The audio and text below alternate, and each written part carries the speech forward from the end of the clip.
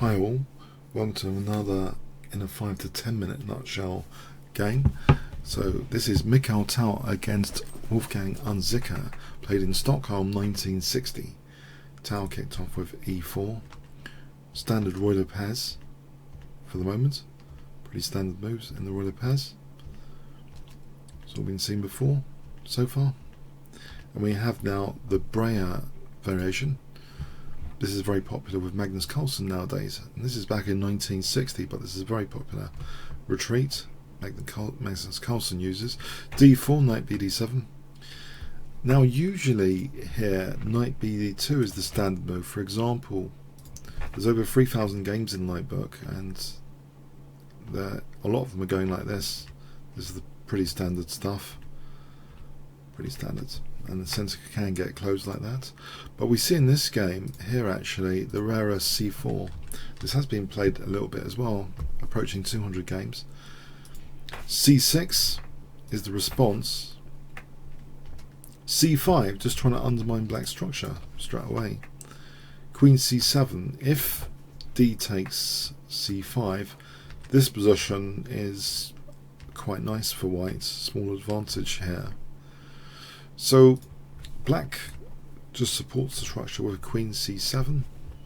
We have c takes, bishop g5.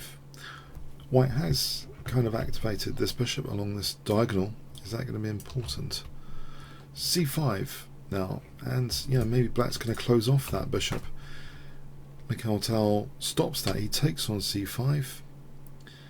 Now if knight takes c5, then it would seem bishop takes f6 is going to be favourable for white. Let's make 100% sure on that. I believe bishop takes f6. It looks fantastic to double the pawns. I believe it is. Knight h4. This is nice for white. So basically, bishop takes c5 is a little bit better then, it seems, to avoid that possibility. Knight c3, and the d5 square seems nice for white, but bishop b7 covers it for a moment. Rook c1, and again knight d5 with a vengeance because of this pin. Black plays queen b6 hitting f2. This is protected with rook e2, which affords the possibility also of going on the offensive with rook ec2, doubling rooks, and then maybe bishop takes and knight d5 after, because you can see the c5 point could be vulnerable. Rook fe8. Now knight d5 here actually. Knight takes, bishop takes, rook ad8, and now the rook's double in this position, threatening things like bishop takes f6. So if the knight moves, then rook takes c5.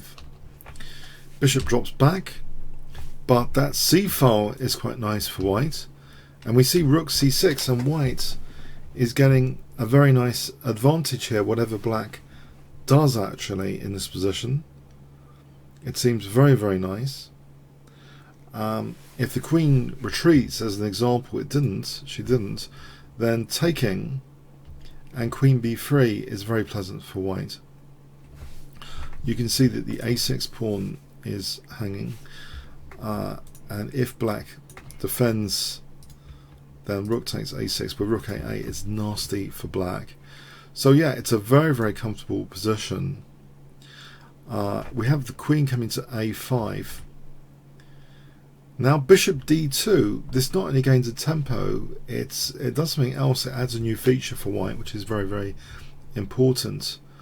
Black maybe not sensing the dangers here, plays b4, but he's already in big trouble anyway. And let's see, if queen a4, then this is actually quite nice. Bishop b3, and if takes, then knight g5. We can see that this diagonal and the f7 spot is really dangerous. This position is really good for white. Very, very nice for white. Black's in big trouble there. So it's understandable to play b4, but can you guess what Tal plays now in this position? And it makes use of a new feature of this bishop retreat actually, which is something quite subtle. So kind of a part of the forcing move combination here. White play, if I give you 5 seconds, starting from now. Okay.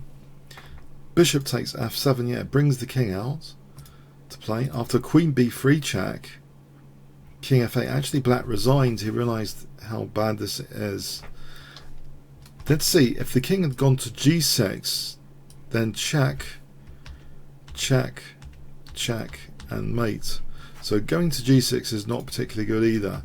But the king went to f8, and the thing is, knight g5.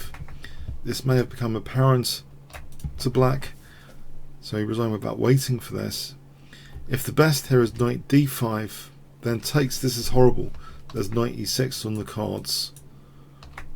And if bishop takes, b4 check, wins the queen. So that's nasty, this position. If king j8, d6 check, we're winning that bishop. This is just really, really nasty position here. Yeah, you can see this is all terrible for black. So that's not really helpful, knight d5. Yeah, so king f8, the game ended there. Black resigned. Very interesting game showing the dangers of this diagonal for black in the Roi de Pez.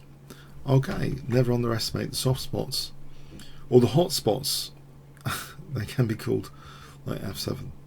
Comments, questions, likes, appreciated. Thanks very much.